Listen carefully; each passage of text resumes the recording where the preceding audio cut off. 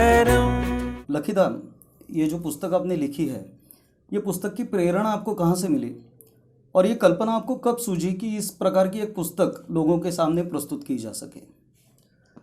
आज से करीब 4 वर्ष पूर्व जब मैं हिंदुस्तान समाचार का राष्ट्रीय संयोजक था, उस समय हमारे प्रबंधक डॉक्टर अमित जैन वो एक बड़ा सा पुस्तक लेकर मेरे पास आए और मुझे कहने लगे कि आपके लिए मैं लाया हूँ।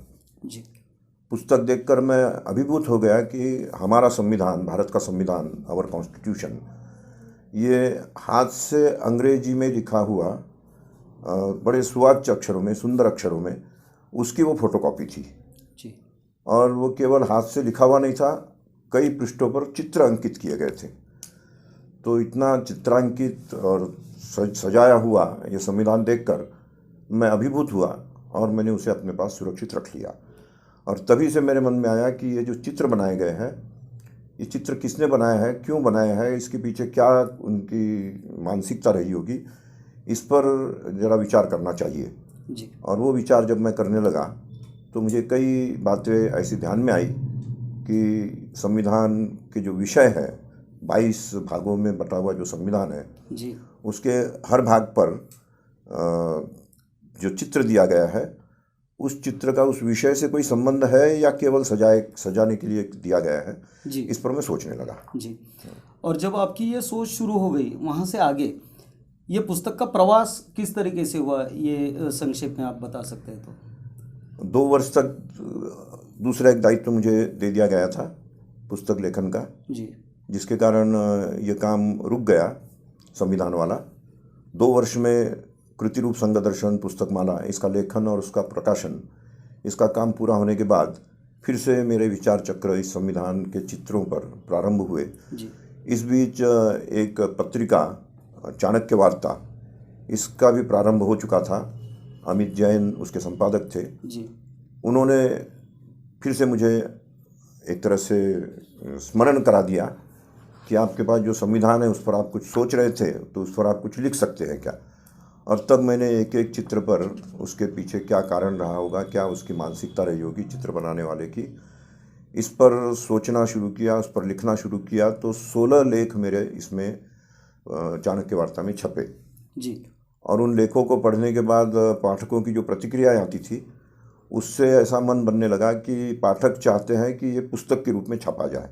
जी। और इसलिए फिर वर्ष भर बाद इस पर पुस्तक रूप में इसे छापा जाए, ऐसा एक विचार बना। और तब ये पुस्तक के रूप में इसको लिखना मैंने शुरू किया। जी।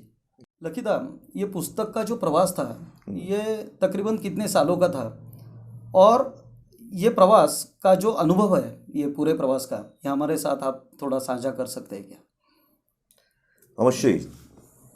30 जुलाई 2015 ये वो दिन है जिस दिन मुझे ये संविधान की पूरी फोटोकॉपी बाइंडिंग के रूप में मुझे प्राप्त हुई। और 26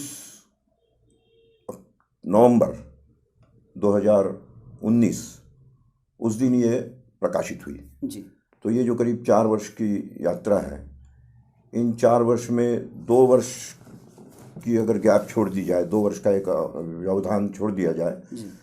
तो बाकी समय मेरे मन में इस संविधान के चित्र और उसमें लिखे हुए उसके पीछे की भावनाएं, ये विचार बार बार मन में आते रहते थे। और उन विचारों को मैं धीरे धीरे लिखने भी लगा था। जी। लेकिन जब लेखमाला शुरू हुई, उस समय इसकी एक सूत्रबद्धता वो बनने लगी। जी। और ये काम करीब 1 वर्ष तक चला। 1 वर्ष तक मैंने हर 15 दिन में एक लेख, इस तरह से 16 लेख लिखे। जी। फिर उसके बाद उसका संकलन किया, फिर उसका संपादन किया। फिर उस जब छपने की प्रक्रिया में बात आई, उस समय ध्यान में आया कि अंग्रेजी में इसे जिन्होंने लिखा था वो तो दिल्ली के ही रहने वाले थे। जी। उनका नाम था प्रेम नारायण रायजादा सक्सेना जी। जी। उनके परिवार से संपर्क स्थापित किया मैंने। बाद में जानकारी मिली कि हिंदी में जिन्होंने लिखा है उनका नाम है वसंत कृष्ण वैद्य जी। और हिंदी के संविधान के साथ एक कागज़ भी साथ में मिला मुझे, जिसमें लिखा हुआ था कि वो नासिक के रहने वाले थे। बढ़िया। इसलिए नासिक के लोगों से मैंने संपर्क किया जी कि ऐसे कोई वसंत कृष्ण वैद्य वहाँ थे क्या। जी खोजबीन करने के बाद ध्यान में आया कि यहाँ तो कभी वो नहीं थे, लेकिन शायद रायपुर जा चुके थे।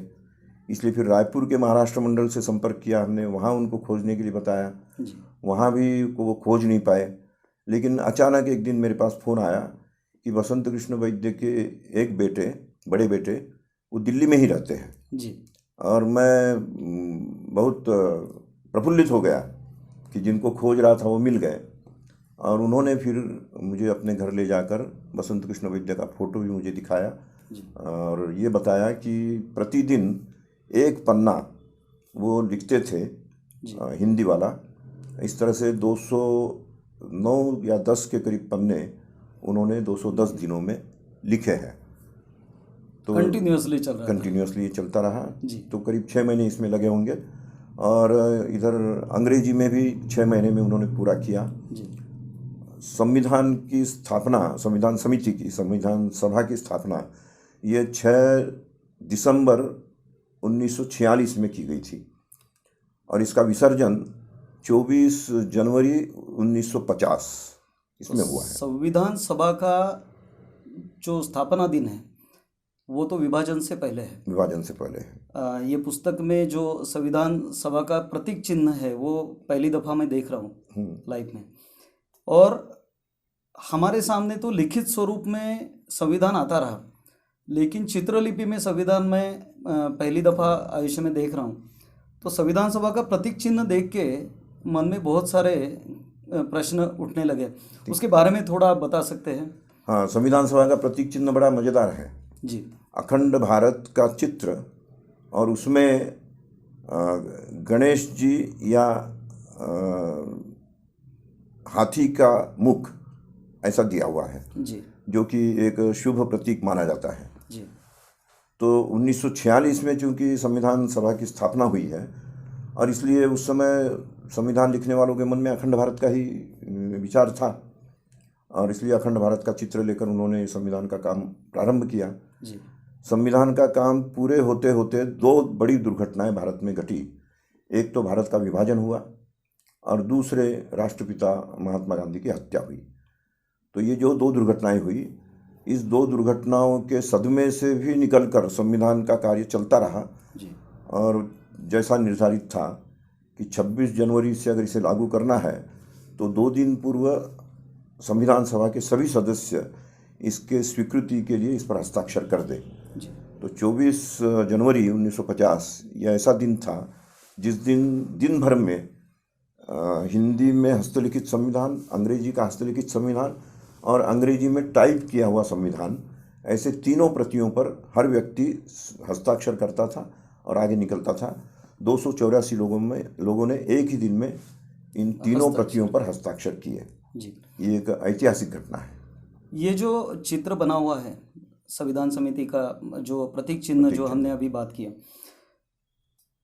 ये जिस दिन बना होगा उस दिन विभाजन की प्रक्रिया शुरू होनी है, इसके बारे में लोगों को पता था या कैसे था? पता था, लेकिन विश्वास नहीं था कि विभाजन होगा। जी क्योंकि महात्मा गांधी ने कर रखा था कि पहले मेरे शरीर का विभाजन होगा तब मैं देश का विभाजन स्वीकार करूंगा। जी और इसलिए महात्मा गांधी पर पूरा देश विश्वास करता था कि ये कभी जनता को भरमाएंगे नहीं। जी और इसलिए उनके उस कथन के कारण ही इस विश्वास के साथ ये प्रतीक चिन्ह बना है। ये जो पहला चित्र बना है भारत का विस्तार, और ये देख के मैं भी बहुत अचंभित था कि विभाजन से पहले बनना शुरू हुआ, लेकिन विभाजन के बाद ये सब पूर्ण हुआ।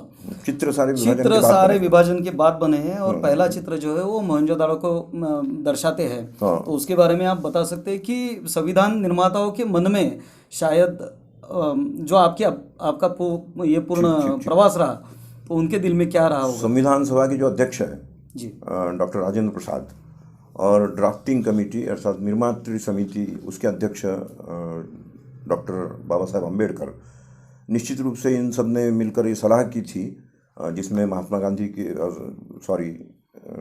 पंडित जवाहरलाल नेहरू की भी बड़ी महत्वपूर्ण भूमिका थी। जी और इन तीनों के सहमति से ये तय हुआ कि भारत के सर्वश्रेष्ठ चित्रकार नंदलाल बोस, जो कि शांति निकेतन में चित्रकारिता के विभाग के प्रमुख हैं, उनसे इस संविधान को, हाथ से लिखे हुए संविधान को सजाया जाए और इस पर कुछ चित्र अंकित किए जाए। तो उनको ये दायित्व दिया गया जी। और उन्होंने पूरे 6-7 महीने लगाकर इस पर चित्रांकित किया है। पहला भाग जो है, जिसमें आपने चित्र देखा है इनका, मोहनजोदारो का प्रतीक चिन्ह, जी तो मोहनजोदारो विभाजन के बाद तो पाकिस्तान में चला गया, जी लेकिन उसके बाद भी इस संविधान में उस चित्र को लिया गया है। इसका अर्थ स्पष्ट है कि संविधान सभा के लोगों के मन में अखंड भारत का ही विचार सब समय रहा है। खंडित भारत उन्होंने भी मन से स्वीकार नहीं किया था, ये स्पष्ट दिखाई देता है। जी। दूसरा भाग जो है ये और भी मज़ेदार है। दूसरा भाग भारत का नागरिकत्व जी इस विषय पर है। किसी भी देश का नागरिक कैसा होना चाहिए, इस पर जब संक्षिप्त में बात सोची जाए तो शिक्षित भी हो और संस्कारित भी हो। तो भारत में शिक्षा और संस्कार मिलने का सर्वश्रेष्ठ स्थान कौन सा है, तो सबने विचार किया, चित्रकार ने भी विचार किया। नंदलाल बोस ने पूरे संविधान का निचोड़ निकालते हुए एक एक चित्र बनाया है, ये इसमें से ध्यान में आता है। जी। तो उन्होंने ये विचार किया कि शिक्षित और संस्कारित होना चाहिए, तो शिक्षा और संस्कार मिलने का सर्वश्रेष्ठ स्थान है गुरुकुल, इसलिए गुरुकुल का चित्र है यहाँ भाग 2 पर बनाया गया है। जी। लखीदा, ये जो तीसरा खंड है जहाँ पे मौलिक अधिकारों की रक्षा लिखा हुआ है और वहाँ पे हमारी संस्कृति, हमारी धरोहर, प्रभु रामचंद्र जी का चित्र यहाँ पे दर्शाया गया है कि तो इसका तर्क क्या हो सकता है? इसमें निश्चित रूप से नंदलाल बोस ने बहुत गहरा चिंतन किया और उन्होंने ये सोचा कि भारत में मौलिक अधिकारों की रक्षा का सर्वश्रेष्ठ काल ये कौन सा है, तो राम राज्य है जी। ये सभी जानते हैं और हम अभी भी कहते हैं कि हमें अपने राम राज्य की स्थापना करनी है। इसका मतलब सबके मौलिक अधिकारों की रक्षा हो, इस प्रकार का हमें राज्य स्थापित करना है। तो राम राज्य की स्थापना स्वयं राम ने ही की थी। लंका विजय के बाद राम, लक्ष्मण और सीता तीनों पुष्पक विमान में बैठकर अयोध्या की ओर जा रहे हैं, राम राज्य की स्थापना करने के लिए जा रहे हैं। ये इस चित्र के द्वारा उन्होंने स्पष्ट किया है कि हमें भी राम राज्य की स्थापना करनी है जो राम करने गए थे। और उसके बाद का हाँ, गीता ज्ञान है। उसके बाद का जो चैप्टर है, भाग 4, नीति निर्देशक, इसमें नीति निर्देशक तत्व। तो नीति निर्देशक तत्व का सबसे श्रेष्ठ ग्रंथ पूरी दुनिया में माना जाता है और वो है गीता जी। और गीता भगवान कृष्ण के मुंह से निकली हुई वाणियाँ हैं। भगवान कृष्ण ने गीता अर्जुन को सुनाई थी, तो अर्जुन को युद्ध क्षेत्र में गीता सुनाते हुए का ये जो चित्र है, ये देखकर नंदलाल बोस ने एक बहुत बड़ा संदेश भारत की जनता को इस संविधान के माध्यम से दिया है कि मौलिक अधिकारों की रक्षा करना हो तो भगवान कृष्ण के अनुसार, उनके कहे अनुसार, उनके कथने अनुसार हमें अपने नीतियों का निर्धारण करना चाहिए। और अगला जो भाग 5 में देख रहा हूँ, जहाँ पे भगवान तथागत बुद्ध का चित्र बना हुआ है, कार्यपालिका ऐसा लिखा है, तो इसका भी तर्क क्या हो सकता है? कार्यपालिका किसी भी देश का प्रशासन चलाने के लिए सबसे महत्वपूर्ण अंग होता है और उस महत्वपूर्ण का अंग का चिंतन कैसा होना चाहिए, तो गौतम बुद्ध के जैसा होना चाहिए, जो स्वयं राज्य भी करते हैं और जब राज्य करने की उनकी इच्छा तृप्त हो जाती है तब उसका त्याग भी उतनी सहज भाव से करते हैं। तो मन लगाकर काम करो और सहज भाव से उसका त्याग भी कर दो, उसके प्रति अतिरिक्त मोह भी न हो। इस प्रकार का जो संदेश है ये इसमें से उन्होंने दिया है। और उसके बाद का चित्र जो है वो भगवान महावीर का है। भगवान महावीर ये न्याय प्रदाता है जी। न्याय के लिए उन्होंने सब कुछ त्याग कर और पूरे समाज में न्याय की स्थापना हो। तो इस चैप्टर में, इस भाग में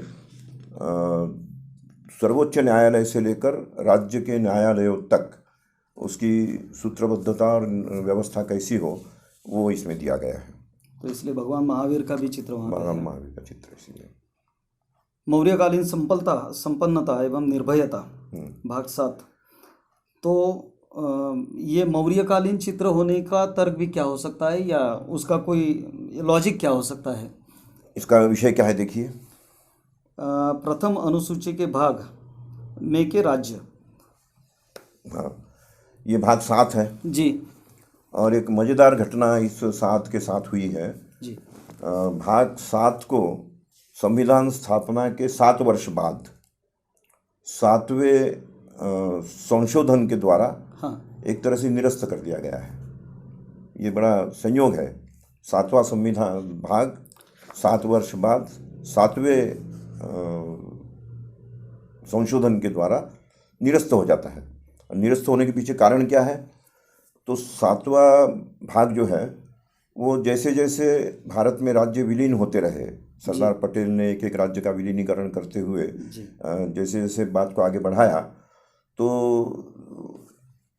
राज्यों की सूची बनती गई। उसके बाद 1953 में भारत में एक आंदोलन शुरू हुआ कि ये जो राज्य बने हैं इसको भाषावार प्रांत की रचना में बांटा जाए। और इसका सबसे पहला आंदोलन मद्रास से अलग होने के लिए आंध्र के लोगों ने तेलुगु भाषी राज्य ये अलग किया जाए, इसका आंदोलन किया। उसमें एक बलिदान भी हुआ और उस बलिदान के बाद 1953 में तेलुगु भाषी प्रांत आंध्र प्रदेश ये अलग हुआ। तो भाषावार प्रांत रचना का ये पहला राज्य है। और उसके बाद तो फिर केरल भी अलग हुआ, फिर उसके बाद महाराष्ट्र से गुजरात भी अलग हुआ, ये फिर क्रम चलता रहा। लेकिन इसकी शुरुआत 1953 में हुई और 1956 में संविधान में संशोधन लाकर ये स्वीकार किया गया कि अब हमें भाषावार प्रांत रचना करनी है। इसलिए इसमें जो प्रांत की सूची दी गई है उसको निरस्त कर दिया गया और अब इसको नई सूची बना दी जाएगी। ऐसा करके पूरा भाग ही निरस्त हो गया। लेकिन इस पर जो चित्र दिया गया है ये बहुत ही बड़ा संदेश देता है। मौर्यकालीन संपन्नता ये राज्यों के माध्यम से ही आ सकती है। तो उन राज्यों की रचना चाहे जैसे हो वो बात का विषय है, लेकिन राज्यों के माध्यम से जो संपन्नता आएगी वो कैसी होगी? तो मौर्यकालीन संपन्नता के समान होगी। और मौर्यकालीन संपन्नता के इस चित्र में एक बात बड़ी बारीकी से ध्यान में आएगी देखने से कि यहाँ महिलाएं ऊर्ध्व वस्त्र बिना ऊर्ध्व वस्त्र पहने विचरण कर रही है। पुरुष पूरे वस्त्र पहनकर अपने कार्य में मग्न है। इसका मतलब स्पष्ट है कि पुरुष महिलाओं को ऊर्ध्व वस्त्र के बिना भी देखकर विचलित नहीं हो रहे हैं और अपने काम में मग्न है। आज जब प्रश्न उठता है कि महिलाओं को ये वेस्ट पहनना चाहिए, पुरुषों को इस नज़र से देखना चाहिए, तो इसका सर्वश्रेष्ठ उदाहरण मौर्य काल का है कि वहाँ तो महिलाएं बड़ी निर्भीक होकर घूम रही है और पुरुष भी निर्विकार होकर काम कर रहे हैं। तो ये जो निर्भीकता और निर्विकारता ये दोनों इसमें से प्रतिबिंबित होती है। लखीदा, प्रभाग 8, 9 और 10 भारतवर्ष की वैभवशाली परंपरा यहाँ पे दर्शाई गई है। यहाँ पे कुबेर जी दिख रहे हैं। 9वें खंड में तो विक्रमादित्य जी का दरबार दिख रहा है और 10वें खंड में तो नालंदा विश्वविद्यालय दिख रहा है। इसका भी क्या तर्क हो सकता है, ऐसा आपको लगता है? आपने शायद पहले सुन लिया था इसलिए आप समझ गए कि ये कुबेर है। आपने जो लिखा है वो मैंने पढ़ा अभी। हाँ, इसलिए कुबेर को आप पहचान गए। लेकिन अन्य कोई देखता है तो सबसे पहले कहते हैं कि हनुमान जी लगा रहे हैं जी। लेकिन ये हनुमान जी नहीं है। मुझे भी पहले ऐसे ही लगा कि हनुमान जी छलांग लगा रहे हैं। तो फिर मैंने सोचा कि हनुमान जी अगर है तो धूम कहाँ है, तो बिना धूम के हनुमान जी तो हो नहीं सकते जी।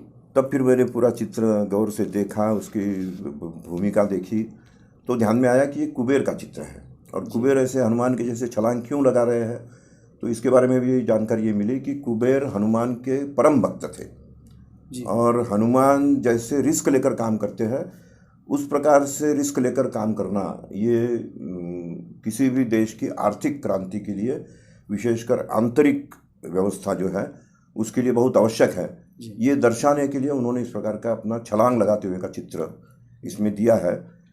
यहाँ भी मैं कहूँगा कि नंदलाल बोस की एक मौलिकता ही है कि जिस विषय पर चित्र चाहिए उसके लिए उन्होंने 5,000 वर्ष का पूरा कालखंड क्रमशः एक के बाद एक लेते हुए जी और कुबेर को भी इसमें स्थान दिया है।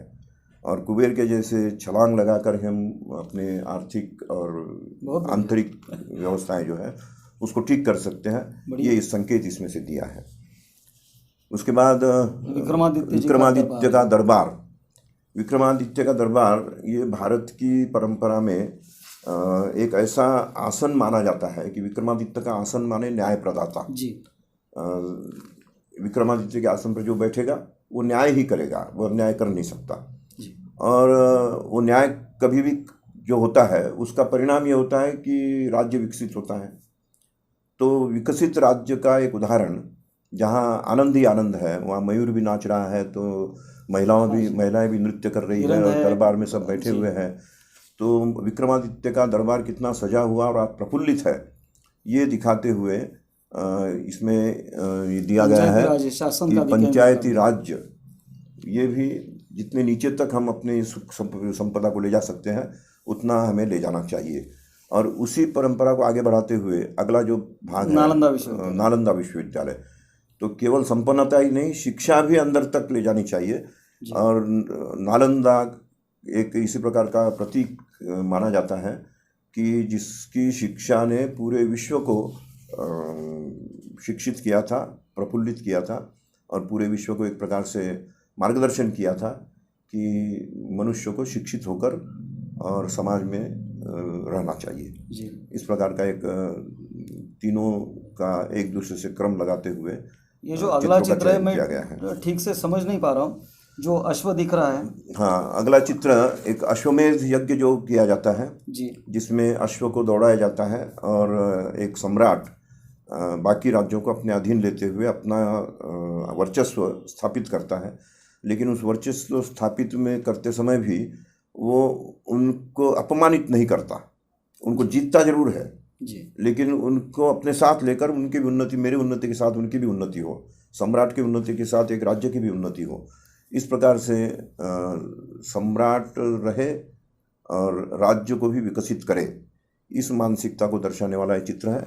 उसमें विषय भी वैसा ही होगा कि जिसमें से ये बात विधायी शक्तियों झलकती का है। वितरण, हाँ, विधायी शक्तियों का विधायी वितरण। शक्तियों का वितरण राज्यों तक होना चाहिए, नीचे तक होना चाहिए। नटराज जी की मूर्ति। नटराज की मूर्ति और स्वस्तिक, जी ये जो दिया गया है, ये मैंने बड़े गौर से देखा कि स्वस्तिक बहुत स्वस्तिक छोटा उल्टा- दिया है हाँ छोटा है और नटराज का चित्र बड़ा है। जी तो इतना छोटा स्वस्तिक देने के पीछे कोई कारण है क्या? तो ऐसा कोई कारण तो ध्यान में नहीं आया, लेकिन जब छोटा है तो गौर से देखना पड़ा। गौर से देखा तो ध्यान में आया कि स्वस्तिक तो उल्टा है। और फिर चित्र की तरफ भी देखा तो चित्र भी एक तरफ से खंडित है, उसकी जो फ्रेम है जी वो खंडित है।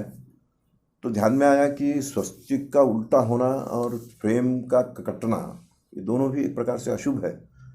तो ये अशुभ किस भाग पर लग गया? तो ध्यान में आया कि वित्त संपत्ति, भारत की वित्त संपत्ति, और संविधान, व्यवहारवाद, इस पर लगा है। जी तो ध्यान में आया कि ये तो बहुत बड़ी गलती हुई है इनकी ओर से। तो इतनी बड़ी गलती क्यों हुई होगी, इस पर ज़्यादा चिंतन मंथन करने की मुझे कोई आवश्यकता नहीं महसूस हुई। ये प्रिंटिंग मिस्टेक हो सकती है या किसी कारण से उसको असावधानी की वजह से इतना गौर नहीं किया गया, ऐसा समझकर मैंने इसमें सुझाव दिया है कि इसको सुधार देना चाहिए, क्योंकि उल्टा स्वस्तिक ये अशुभ चिन्ह माना जाता है और खंडित मूर्ति भी अशुभ मानी जाती है। तो किसी भी भाग पर कोई अशुभ चिन्ह लग जाए ये उचित नहीं है, इसलिए इसको शुभ चिन्ह के रूप में परिवर्तित किया जाना चाहिए। ऐसा सुझाव देते हुए मैंने ये सुझाव दिया है कि जब भी संविधान छपेगा चित्रों के साथ, जी तो इस गलती को सुधारते हुए हम आगे बढ़ें। जी लखीदा, खंड 13 में भगीरथ जी दिखा रहे हैं, आपने लिखा है यहाँ पे। तो भगीरथ जी गंगा को लाते हुए दिख रहे हैं, तो उसका भी क्या तर्क हो सकता है? विषय क्या है? विषय भारत के राज्य क्षेत्र के भीतर व्यापार, वाणिज्य और समागम। किसी भी देश को अगर विकसित होना है तो व्यापार वाणिज्य अंदर तक पहुंचना चाहिए और वो शुचितापूर्ण होना चाहिए। जी और ये तभी हो सकता है कि जब जनरेशन आफ्टर जनरेशन एक ही बात को मन में रखते हुए उसको हम आगे बढ़ाएं। भगीरथ प्रयास 5 जनरेशन का प्रयास है। जी भगीरथ प्रयास, हम केवल भगीरथ का नाम लेते हैं, लेकिन भगीरथ उनकी परंपरा के पांचवें पुरुष हैं। सबसे पहले राजा सगर अपना अश्वमेध यज्ञ कर रहे थे, तो उस समय उनका घोड़ा कपिल मुनि के आश्रम में अचानक घुस गया जी और कपिल मुनि ने गुस्से में आकर उसको पत्थर मारा। वो पत्थर जाकर किसी सैनिक को लगा, सैनिक ने भी 2-4 पत्थर उठाकर अंदर फेंके, तो इन पत्थरों के टकराहट में वहाँ अग्नि प्रज्वलित हुई जी और वो पूरा जंगल भस्म हो गया। जी। उस जंगल में 60,000 सेना थी, अरे बाप रे। पूरी सेना जलकर भस्म हो गई। तो राजा सगर बड़े चिंतित हुए और अपनी पत्नी के साथ, अपनी रानी के साथ वहाँ आए और रानी ने विलाप करते हुए कहा कि मेरे 60,000 पुत्रों को आपने मार दिया। ये उनके मुंह से जो वाक्य निकला उसके कारण कई कहानियाँ बन गई कि एक महिला के 60,000 पुत्र थे। तो मैं सोचने लगा कि किसी महिला के 60,000 पुत्र तो हो नहीं सकते। फिर किसी ने बता दिया कि उसके गर्भ से अंडे निकले और अंडे से सेना पैदा हुई, जो पुत्र पैदा हुए वो सेना बनी। तो पुरुष तो अंडज, मनुष्य अंडज प्राणी भी नहीं है, इसलिए ये भी एक कपोलकल्पित कथा है। तो वास्तविकता क्या है? तो केवल बड़ी सीधी सी बात थी कि वो रानी अपनी सेना को पुत्रवत मानती थी जी और इसलिए उन्होंने कहा है कि मेरे पुत्रों को आपने मार दिया, अब इनका उद्धार करिए। और कपिल मुनि ने भी बड़े सहज भाव से कह दिया कि अभी जो पानी धरती पर बह रहा है इससे इनका उद्धार मैं नहीं कर सकता, इससे भी पवित्र पानी बहाकर यहाँ मेरे आश्रम के सामने तक लाओ तो मैं इनका उद्धार कर दूंगा। और राजा सगर ने उत्साह में आकर कह दिया कि ठीक है, ये काम मैं करता हूँ। और वहाँ से वो अयोध्या लौट आए। उनके जीवन काल में वो कोई अप्रवाहित ऐसा कोई प्रवाह खोज नहीं पाए, स्रोत खोज नहीं पाए। उनके बेटे असमंजस, नाम ही असमंजस था और वृत्ति से भी असमंजस थे जी। उन्होंने कह दिया कि मैं राजकाज संभालूं या पानी खोजने जाऊं, तो मैं ये काम नहीं कर सकता। लेकिन उनके पुत्र अंशुमान, इन्होंने कहा कि दादाजी का सपना मैं पूरा करता हूं और मैं पानी खोजता हूं। उसने हिमालय में जाकर पानी खोजना शुरू किया, लेकिन उनके भी जीवन काल में उनको कोई पानी का स्रोत जो प्रवाहित नहीं हुआ है ऐसा मिला नहीं। उनका पुत्र दिलीप ये और भी आगे बढ़े, हिमालय के उच्च शिखर तक पहुँचे जी। और वहाँ उन्होंने जाकर देखा कि मानसरोवर सबसे पवित्रतम पानी, जिसको स्वर्गीय जल कहा जा सकता है, तो ये कैलाश पर्वत के ऊपर सबसे ऊपर में है। तो यहीं तो इंद्र प्रसन्न होकर पानी देते हैं और इसलिए ये सबसे पवित्र पानी है जी। लेकिन फिर उन्होंने ये भी देखा कि ब्रह्मपुत्र, सतलुज और कर्णाली ऐसे कई नदियाँ बहकर जा ही रही है, लेकिन कपिल मुनि का कहना था कि इससे भी पवित्र शुद्ध पानी चाहिए। तो ये शुद्ध पानी निश्चित रूप से जो अंदर में बह रहा है और अंडरग्राउंड वाटर जिसको कहा जाता है, तो वो पानी होगा और उसको खोजा जाए। जी। तो हम जो सुनते हैं कि शिव जी की जटा में गंगा उतरी और उन्होंने जटा में उसको लपेट लिया, तो वो यही है कि वो अंडरग्राउंड हो गया। अब इस अंडरग्राउंड पानी को कौन खोज पाएगा? तो राजा दिलीप के पुत्र थे भगीरथ जी। और वो थे पगजाया, जिसको मराठी में पायालू कहते हैं जी। पायालू के 3 गुण होते हैं। वो धरती के अंदर गड़ा हुआ धन बता सकते हैं, धरती के अंदर का पानी बता सकते हैं जी। और किसी के शरीर में कोई स्नायु का विकार हो तो उसके अंगूठे के स्पर्श से वो स्नायु विकार भी दूर होता है, जो कि आजकल अपने देश में भी बहुत जगह प्रचलित है, ये हम करते रहते हैं। तो ये तीनों गुण उसमें उपलब्ध थे और इसलिए राजा दिलीप ने उनको बुलाकर कहा कि तुम ये अंडरग्राउंड वाटर जो बह रहा है पानी, उसको खोज निकालो और वो जहाँ प्रवाहित नहीं हुआ है वहाँ से उसको प्रवाहित कर दो, तो ये सबसे पवित्र पानी होगा, यही गंगा होगी। और इस प्रकार से 600 किलोमीटर दूर अंदर बहते हुए पानी को खोजते खोजते भगीरथ एक जगह आकर खड़े हो गए जी। और खड़े होकर उन्होंने कहा कि ये पानी अंदर में तालाब के जैसा इकट्ठा हो गया है, बस इसको रास्ता मिल जाए तो अखंड स्रोत रहेगा जी। और वही आज की गंगोत्री है। और आज के नासा ने भी ये कहा है कि गंगोत्री का पानी ये मानसरोवर से आया हुआ पानी है। तो नासा का शोध और ये मेरी अनुभूति, इन दोनों का मेल करते हुए मैंने ये बात लिखी है कि किसी भी देश को अगर अंदर तक, अंतिम छोर तक प्रसन्नता या संपन्नता लानी है तो 1 जनरेशन का काम नहीं है, 2-3 जनरेशन में भी नहीं होगा, 5 जनरेशन लगेगी। और वही हम प्रयास कर रहे हैं। तो भगीरथ प्रयास इन्होंने करते थे। भगीरथ प्रयास 14वां खंड है और जहाँ पे अकबर है, हाँ, अकबर का दरबार दिख रहा है वहाँ पे। अकबर के दरबार का चयन ये अपनी हिंदू मानसिकता के उदारता का प्रतीक है। और नंदलाल बोस ने निश्चित रूप से मुगल काल का पूरा अध्ययन किया, गहरा अध्ययन किया, और उन्होंने देखा कि केवल 4 वर्ष जिसने राज किया वो बाबर बहुत अत्याचारी था जी। कई मंदिर उसने तोड़े, कई प्रकार के अत्याचार किए। 48 वर्ष तक राज करने वाला औरंगजेब वो भी उनसे ज़्यादा अत्याचारी था, लेकिन इनसे भी ज़्यादा राज करने वाला अकबर उनकी तुलना में कम अत्याचारी था। तो ज़्यादा समय तक काम किया लेकिन अत्याचारी लोगों से कम अत्याचार किए। ये उनके लिए एक प्रकार से प्लस पॉइंट बन गया, एक सकारात्मक भाव मन में लाया उन्होंने कि 700 वर्षों तक जिन्होंने कम अधिक मात्रा में अपने देश में राज किया है तो उनको संविधान में कहीं ना कहीं तो स्थान मिलना ही चाहिए। तो बहुत सोच समझकर अकबर का दरबार ये उन्होंने यहाँ लाया है। अकबर की सबसे बड़ी विशेषता ये थी कि वो अपने दरबार में नवरत्न दरबार उन्होंने स्थापित किया था, जिसमें 4 हिंदू थे और बाकी अन्य धर्म के, अन्य संप्रदाय के लोग भी थे। तो इस प्रकार से सब सर्वधर्म समभाव ये भाव उनमें से प्रकट होता है। वो थोड़ा डेमोक्रेटिक भी था और इस प्रकार से डेमोक्रेसी और सर्वधर्म समभाव इसका प्रतीक अकबर को माना जा सकता है। उन्होंने भी अत्याचार कम नहीं किया है, लेकिन तुलनात्मक दृष्टि से कम अत्याचार करने वाला इस रूप में उसको स्वीकार किया गया है। जी।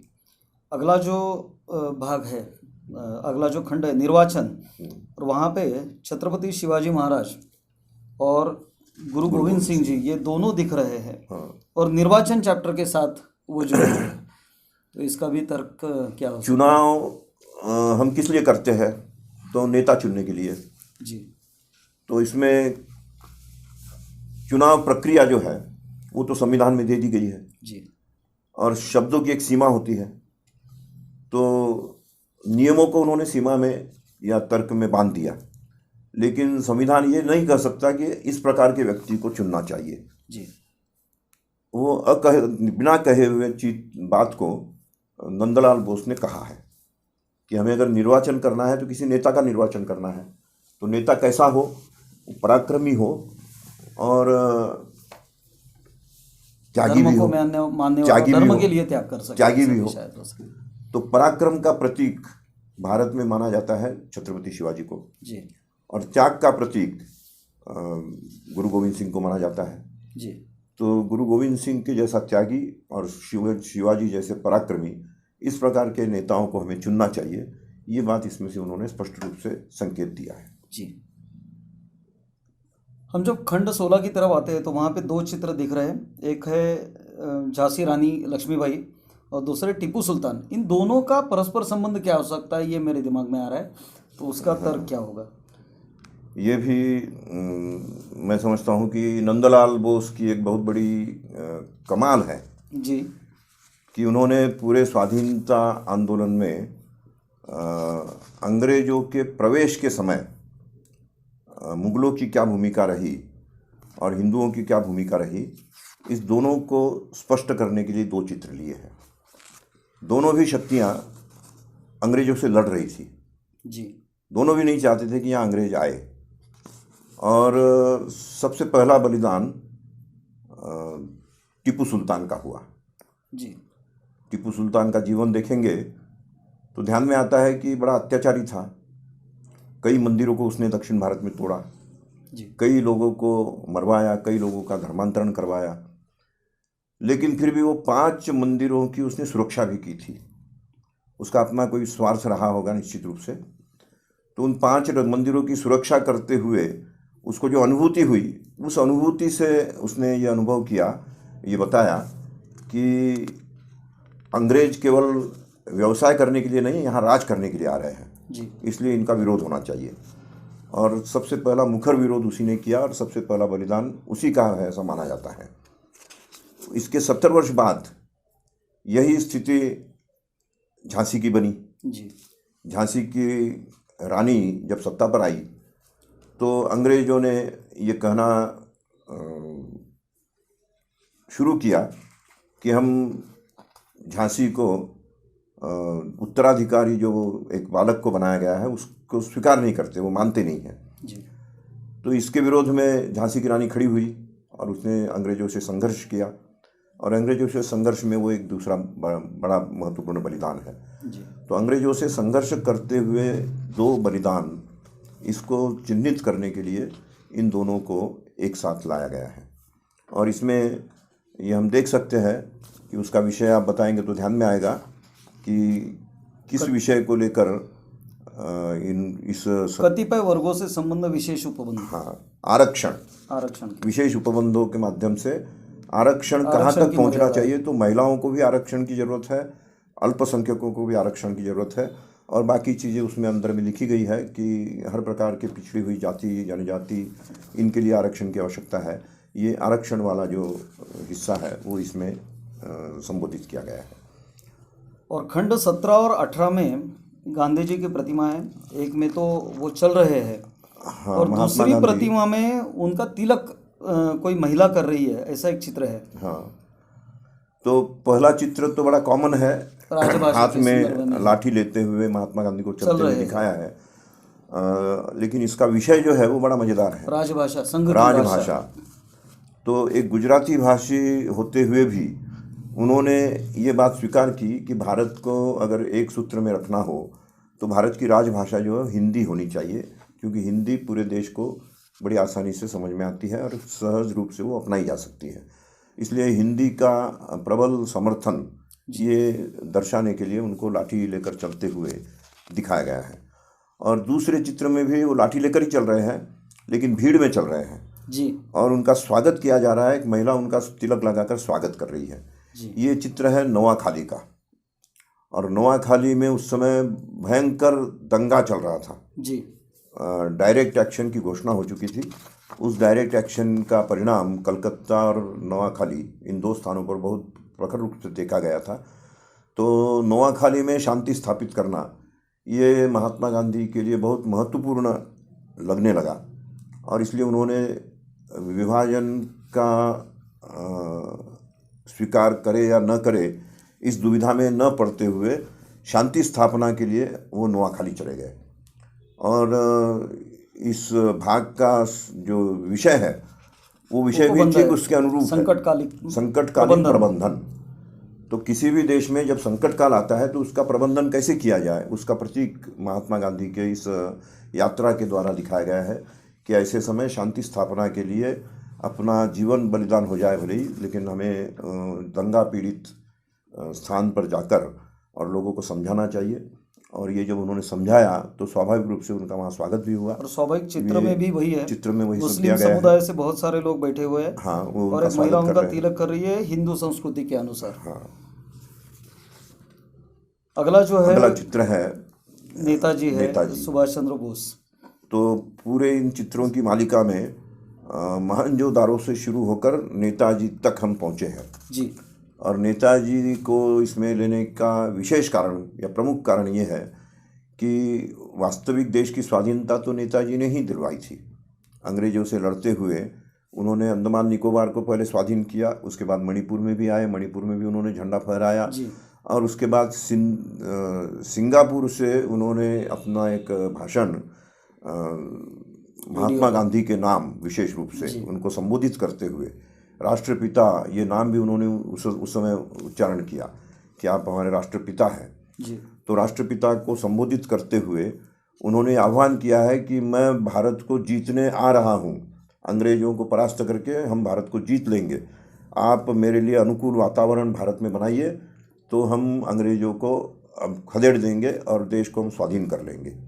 लेकिन चूँकि महात्मा गांधी पर अहिंसा का एक बहुत बड़ा प्रभाव, या अगर इसको गलत शब्द न हो तो भूत सवार था, और इसलिए उन्होंने इसको हिंसा माना, जबकि सेना का युद्ध ही हिंसा नहीं माना जाता, लेकिन इसको भी उन्होंने हिंसा माना और कहा कि नहीं, मैं हिंसा का समर्थन नहीं कर सकता, इसलिए मैं आपके लिए अनुकूल वातावरण नहीं बना सकता। और तब फिर अंत में उन्होंने भी अपना प्रयत्न, उनको छोड़ना पड़ा, उनकी बात में दुर्घटना में मृत्यु भी दिखाई गई, ये बात का अलग विषय है। लेकिन वास्तव में स्वाधीनता, पूर्व की स्वाधीनता, ये शीर्षक मैंने इसीलिए दिया है कि जिसे हम स्वाधीनता कहते हैं 15 अगस्त, उससे पूर्व हम स्वाधीन हो चुके थे। जी 8 देशों ने इसको स्वीकार भी कर लिया था कि ये स्वाधीन देश है। अंडमान निकोबार और मणिपुर स्वाधीन हो चुका है, अंग्रेजों के हाथ में नहीं है। तो धीरे धीरे हम बाकी राज्य भी हस्तगत कर लेते और अंग्रेजों को यहाँ से विदा कर देते, लेकिन फिर वो 1 साल के लिए टल गया और 15 अगस्त को देश हमें स्वाधीन तो मिला, लेकिन विभाजित रूप में मिला, जो कि उस समय पहले होता तो शायद विभाजित नहीं होता। लेकिन नेताजी का उचित सम्मान संविधान में है, ये देख के बहुत अच्छा लग रहा है। हाँ। अगला चित्र आ सेतु सेतु पर्यंत, आ सिंधु सिंधु पर्यंत, यस्य भारत भूमि का यही दिखा रहा है, लेकिन समुद्र है, पर्वत है, सब अगले 3 चित्र जो है जी वो भारत का आकाश, भारत की भूमि और भारत का सागर, जी इन तीनों के चित्र हैं। और ये तीनों चित्र देखकर मुझे ऐसा लगा कि नंदलाल बोस ने वास्तव में भारत का जल, थल और नभ, इन तीनों की रक्षा का दायित्व किसी को लेना होगा, ये कहते हुए और जल, थल, नभ के सेना के संकेत इसमें से दिए हैं। हाँ और उन संकेतों के आधार पर ही अपनी तीनों सेनाएं काम कर रही है कि हमें जल की भी रक्षा करनी है, थल की भी रक्षा करनी है और नभ की भी रक्षा करनी है। तो इन तीनों की रक्षा करने के बाद ही हम ये कह सकते हैं कि जो हम गीत गाते हैं, जन गण मन अधिनायक जय हे, जी भारत भाग्य विधाता, वो तब साकार हो सकेगा। जी और आगे आप थोड़ा और बढ़ेंगे तो ध्यान में आएगा कि इस संविधान का हस्तलिखित हो जाने के बाद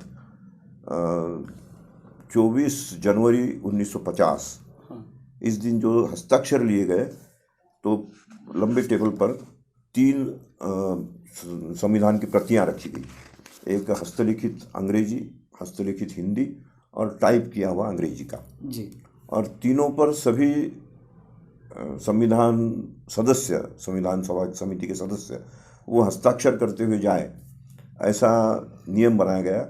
284 लोगों ने दिन भर में इस पर हस्ताक्षर किए।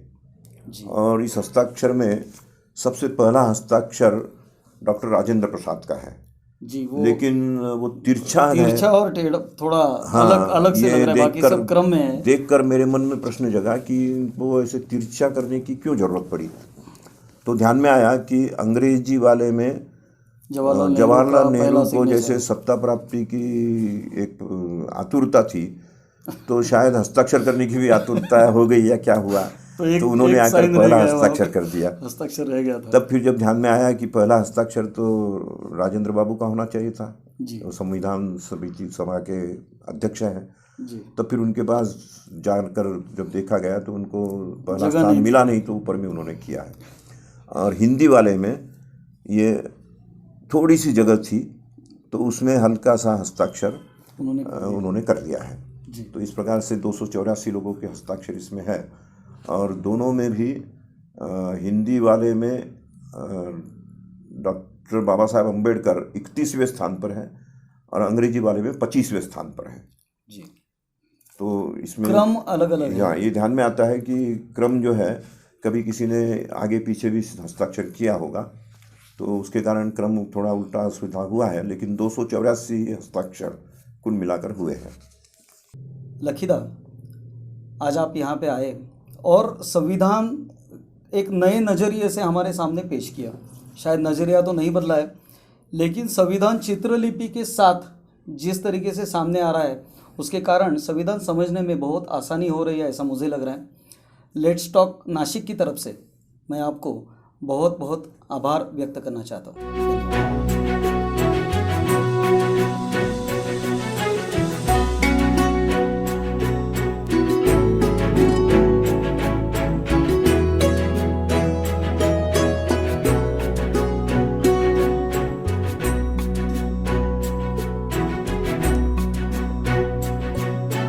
वन्दे मातरं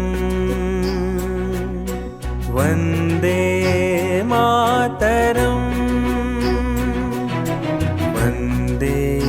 मातरं वन्दे मातरं